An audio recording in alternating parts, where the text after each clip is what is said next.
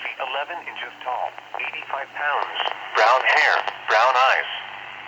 Police are looking for William Borner, a white, male, 33 years old, date of birth May 12, 1986, 5 feet 9 inches, 175 pounds, red hair, brown eyes, in connection with her abduction.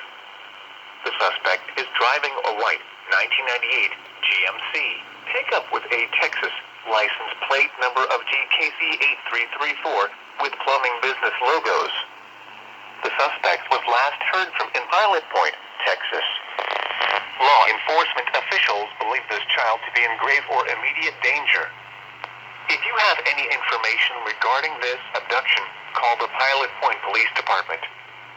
News media point of contact is Pilot Point Police Department at 940-536-8423.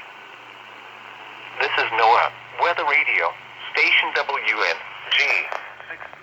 I'm so glad I caught that. I mean, the thing didn't go off because I had to stay on. And it's 12 in the morning, so this child abduction emergency was issued at approximately 12:45 in the morning. I'm like, the heck? At least I got the description of it.